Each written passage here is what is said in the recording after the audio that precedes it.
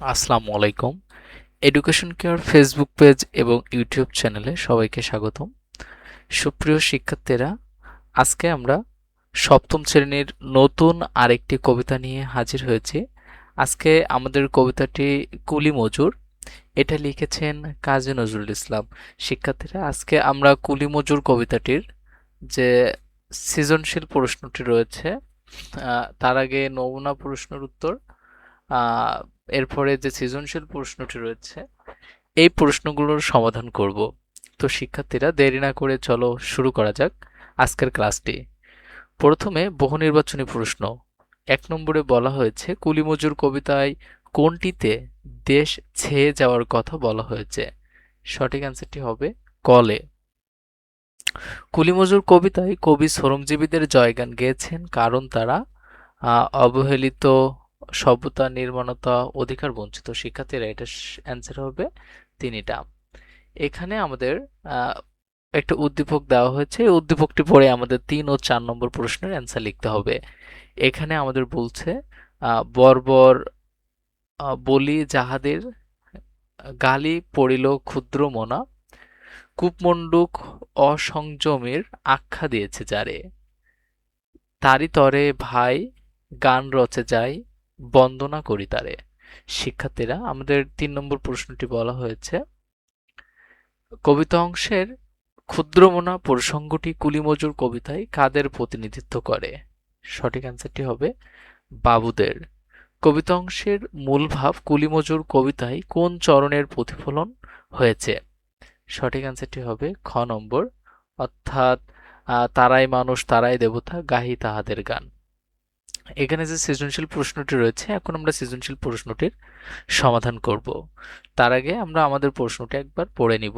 এলাকার একজন ভালো মানুষ হিসাবে চেয়ারম্যান আজমল সাহেবের যথেষ্ট সুনাম রয়েছে, কিন্তু তার ছেলের কারণে অকারণে বাড়ির কাজের লোক আশেপাশে খেটে খাওয়া মানুষের সাথে খারাপ আচরণ করেন, তুচ্ছ তাচ্ছিল্য করে। চেয়ারম্যানের ছেলেকে ডেকে বুঝিয়ে বললেন, তুমি যাদের আজ তুচ্ছ জ্ঞান করছো, সত্যিকার অর্থে তারাই একদিন সভ্যতার নির্মাতা।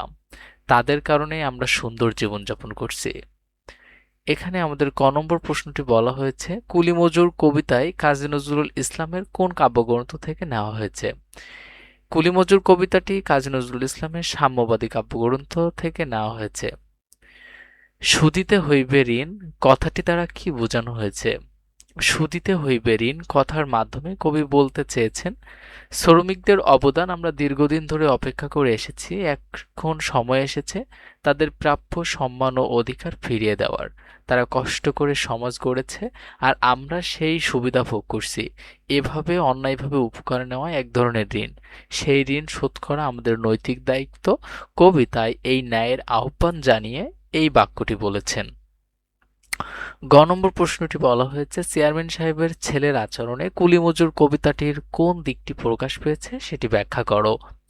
শিক্ষার্থীরা, আমাদের গ নম্বর যে প্রশ্নটি বলা হয়েছে চেয়ারম্যান সাহেবের ছেলের আচরণে কুলিমজুর কবিতার মূল দিকটি প্রকাশ পেয়েছে, যেখানে ধনী লোকেরা গরিব মানুষদের অবজ্ঞা করেন।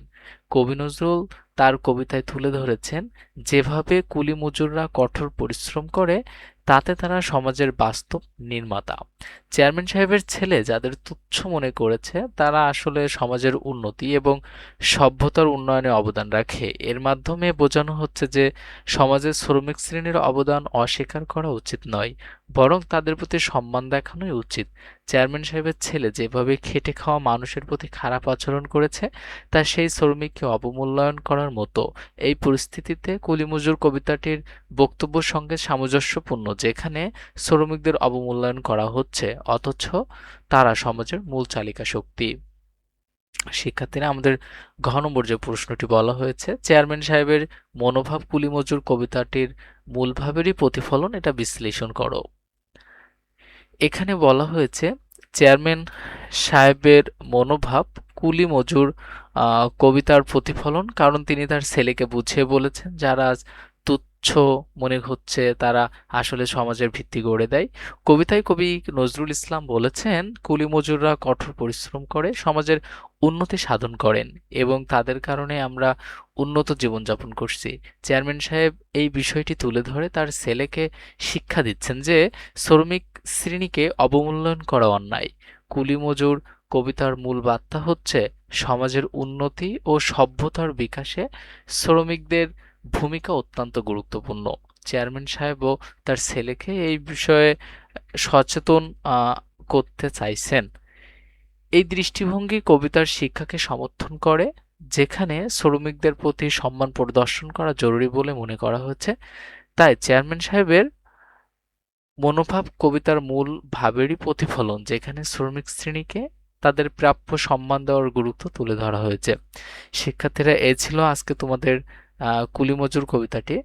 তোমরা তোমাদের পরবর্তী ক্লাস কোন টপিকের উপরে চাচ্ছ সেটা অবশ্যই কমেন্টে জানাতে পারো।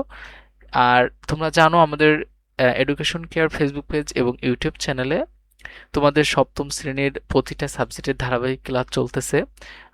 প্রতিনিয়তই ক্লাস আপলোড হচ্ছে। তোমরা তোমাদের প্রয়োজনের সাথে এবং তোমাদের পরিচিত যারা আছে তাদেরকে ভিডিও শেয়ার করতে পারো এবং চ্যানেলটি সাবস্ক্রাইব করে রাখতে পারো। দেখা হচ্ছে পরবর্তী কোনো ক্লাসে। সে পর্যন্ত সকলেই ভালো থাকো, সুস্থ থাকো। আল্লাহ হাফেজ।